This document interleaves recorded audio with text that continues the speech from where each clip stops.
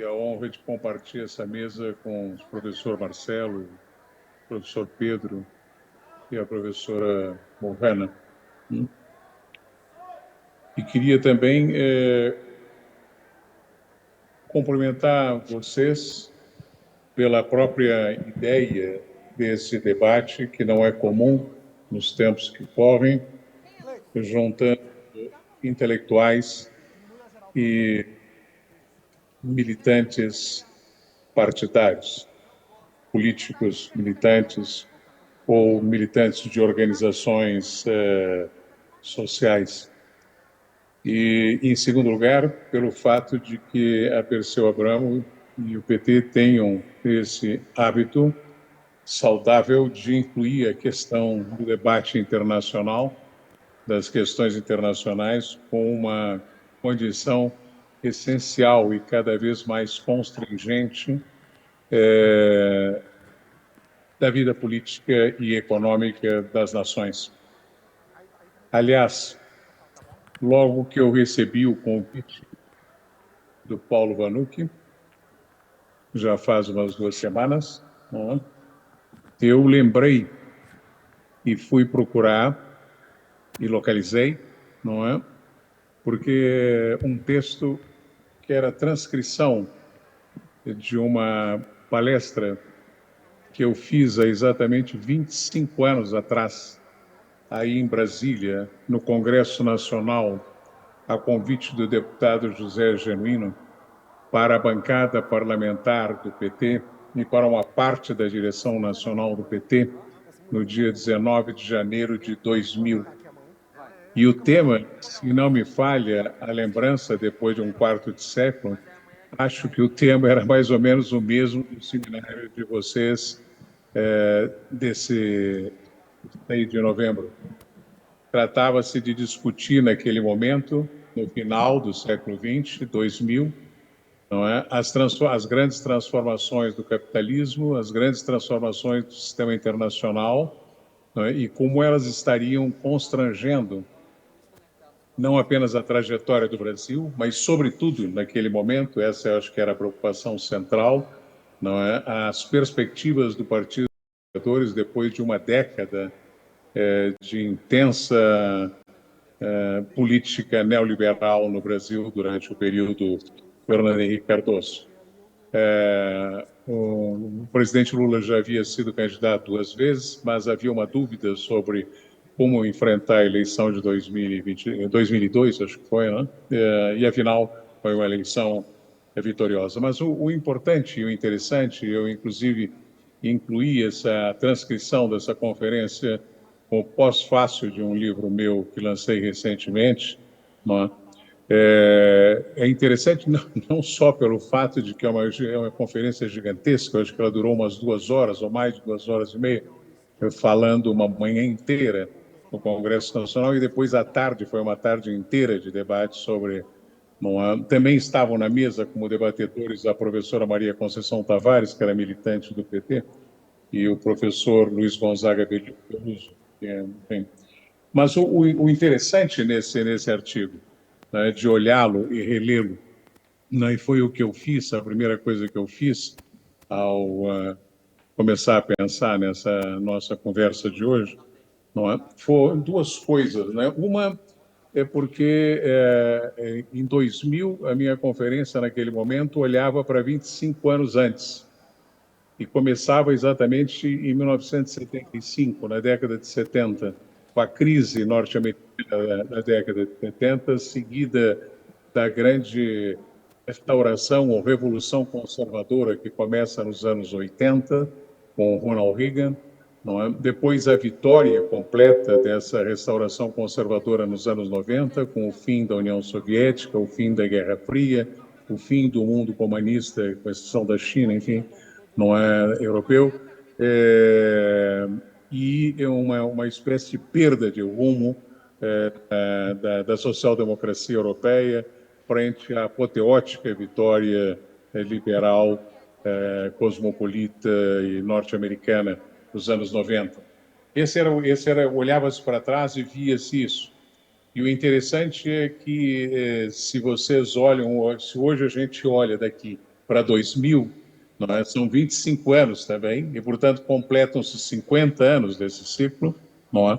E vocês perceberão, se por acaso tiverem interesse em se debruçarem sobre a história, né, que os Estados Unidos viveu uma crise e deu uma resposta nos anos 80, que veio a ser essa revolução conservadora que vem até os nossos dias, e que nesse momento os Estados Unidos estão vivendo uma crise e estão se preparando para dar de novo uma nova resposta na tentativa de reconquistar o poder que, de certa maneira, declinou, que não perderam, mas declinou tanto lá atrás, nos anos 70, quando eles perderam a Guerra do Vietnã, quando depois perderam o Irã com a Revolução Islâmica, enfim, várias derrotas que eles tiveram nos anos 70, entende? Como agora também, de novo, no Afeganistão, no Iraque, na Síria e por aí vai, não é?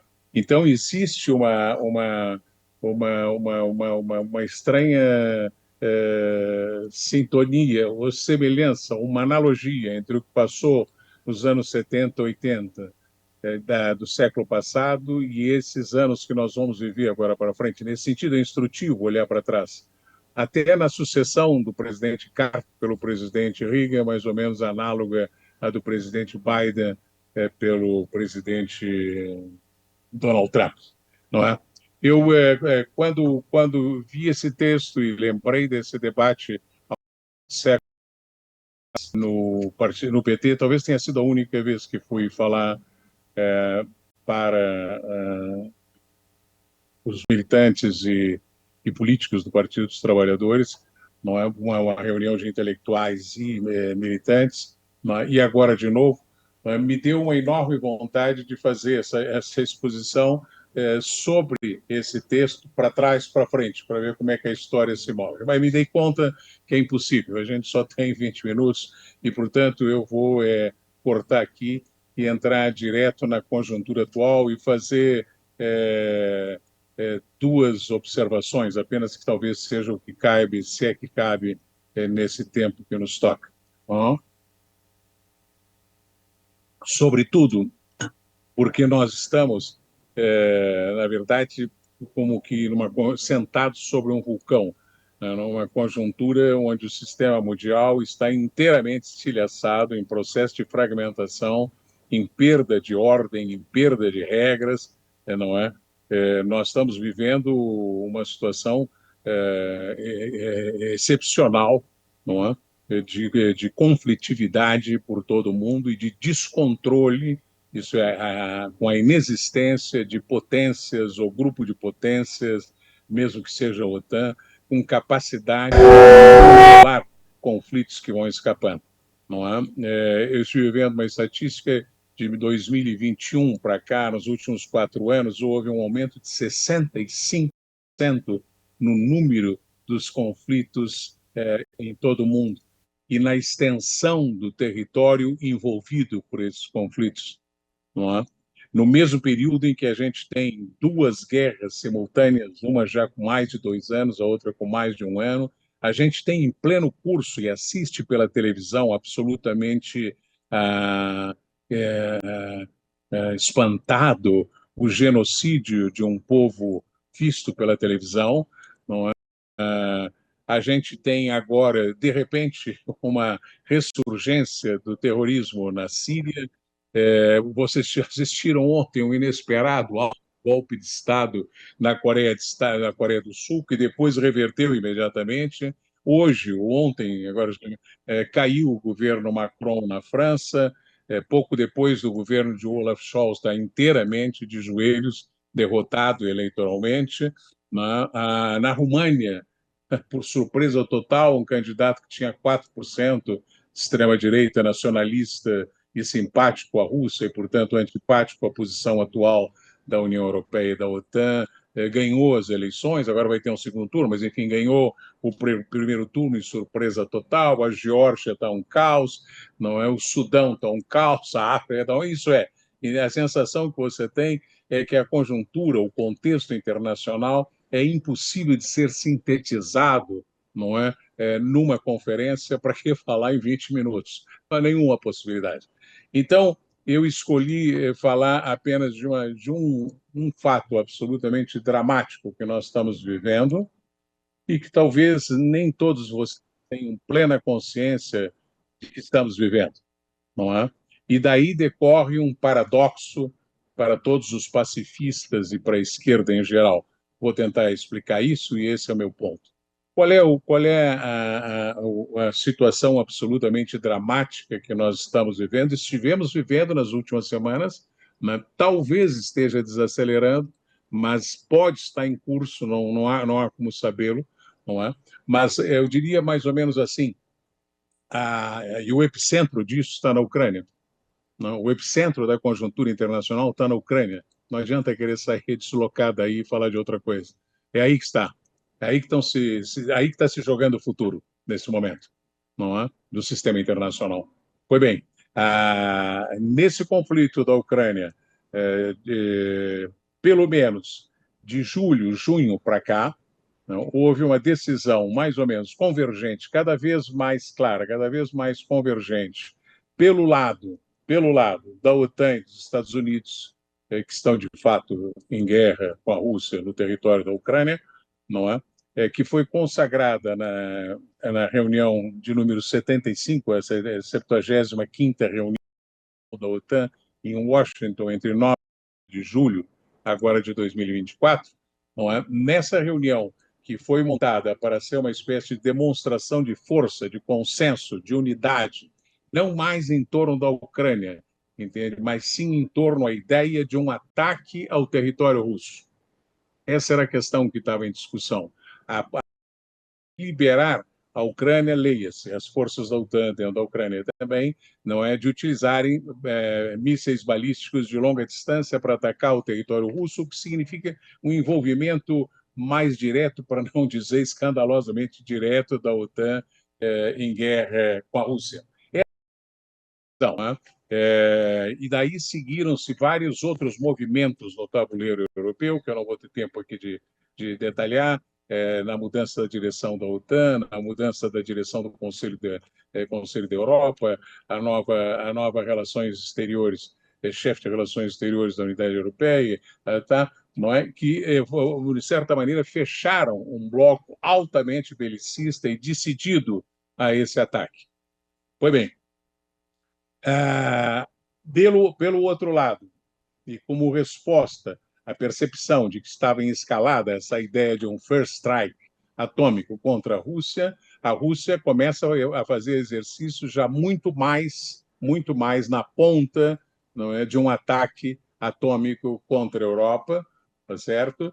Já como que pré-preparando esse ataque, consciente de que seria passível de sofrer o primeiro ataque. Pois bem, essa situação foi escalando sem que o público comum tivesse notícia, até o momento em que, há 3 semanas ou 4 semanas atrás, finalmente a França e a Inglaterra conseguem convencer o Biden e autorizam a Ucrânia a atacar o território russo. Pois bem, feito esse ataque, talvez todos vocês tenham acompanhado o que aconteceu. Não é? Imediatamente a Rússia respondeu utilizando um foguete balístico novo, não é? Desconhecido, uma arma desconhecida, não é certo? Que chamaram de Oreshnik, não é? E que tem um poder gigantescamente superior ao balístico disponível na Ucrânia em inglês, francês, americano e alemão. Não é? Isso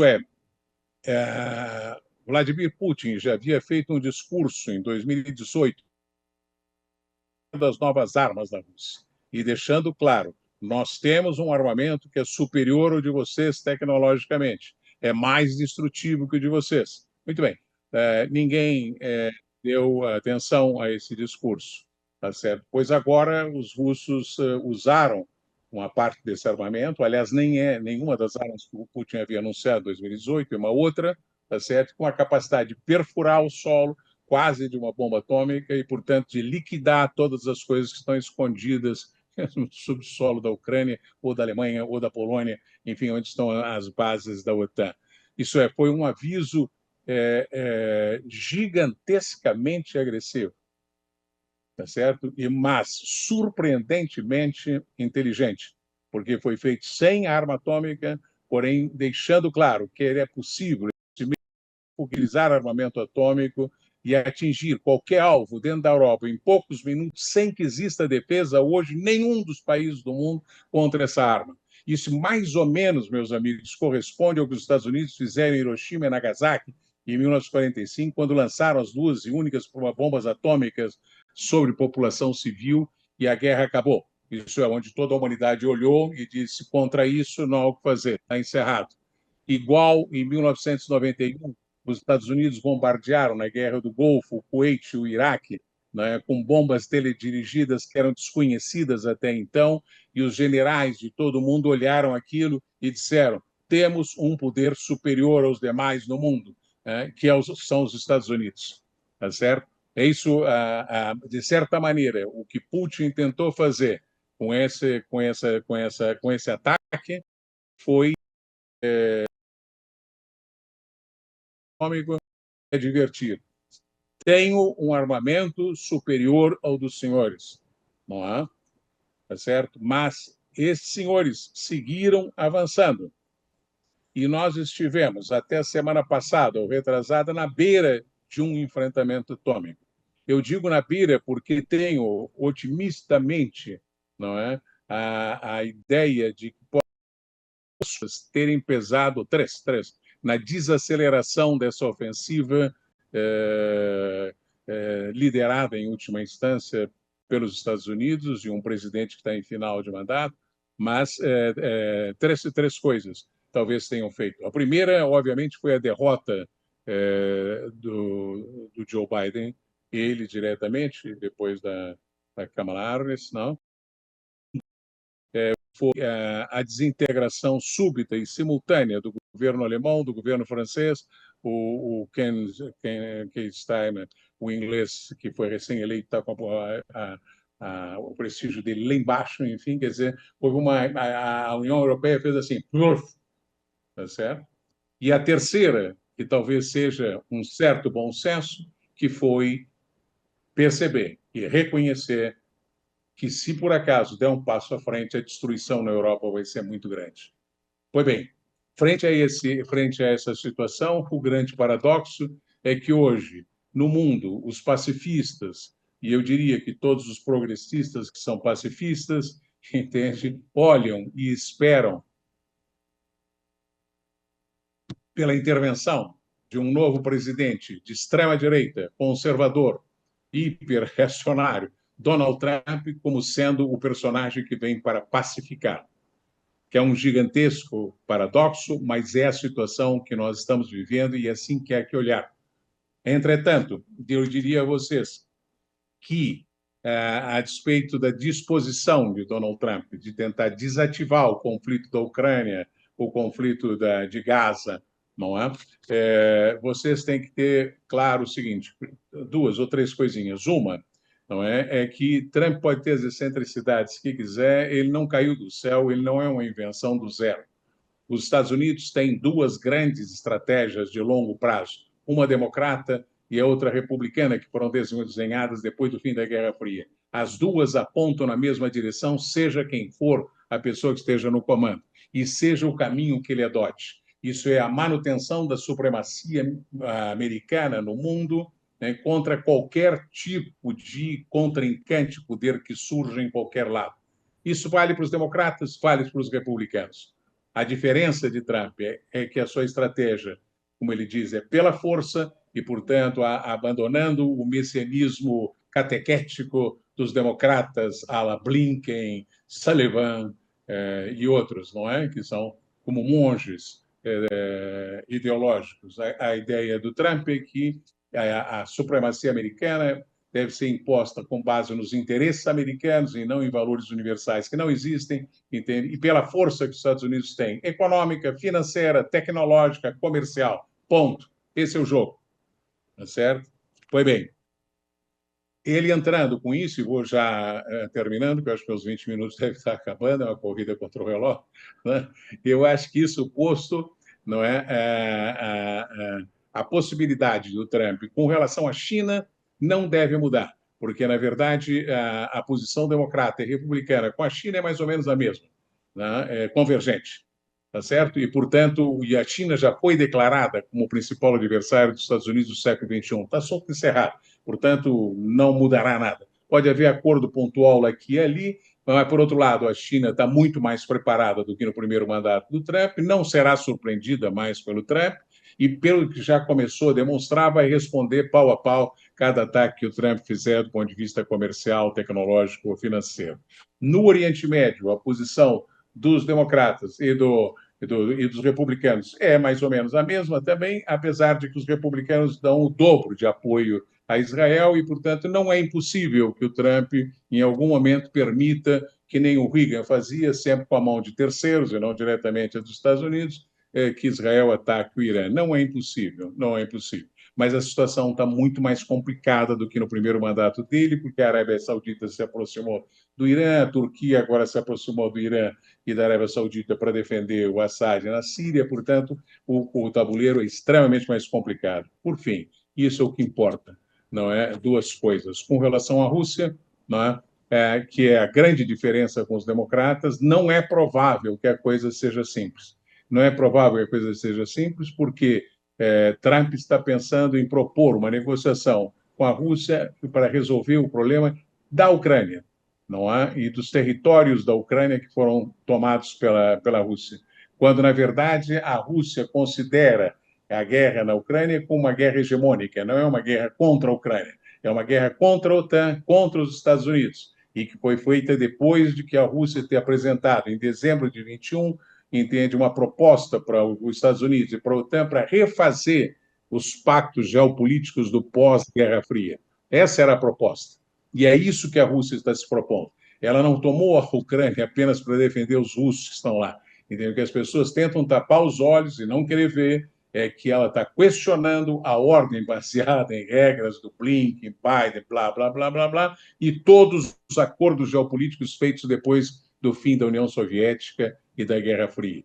E isso não é fácil, porque se Trump resolver fazer isso, ele vai enfrentar a Europa e, portanto, provocará uma divisão séria com a Europa, tá? E um enfrentamento crescente da Europa, então, separadamente com a Rússia. O quadro não é muito bom pela frente. Uma última palavra, para não dizer que não falei da América Latina e da periferia. Eu diria que no projeto internacional de Donald Trump, que é a grande variável e incógnita que está aí no cenário internacional nas próximas semanas, não é inteiramente relevante.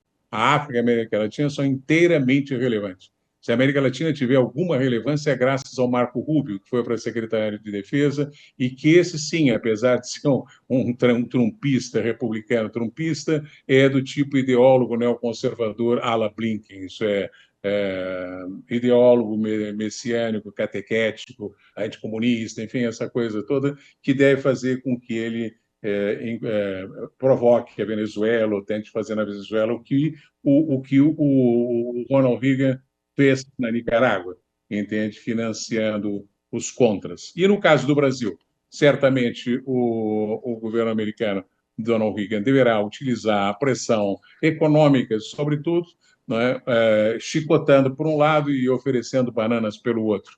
As bananas serão oferecidas na medida em que o Brasil, basicamente, abra mão de qualquer sensibilidade por uma intervenção na Venezuela e que se afaste paulatinamente do BRICS, o que me parece difícil. Fico por aqui para ficar exatamente em 20 minutos. Depois, se for o caso, temos muito mais, mas não cabe e eu vou ser obediente, até porque o horário já está tarde e eu também tenho compromissos mais à frente. Obrigado.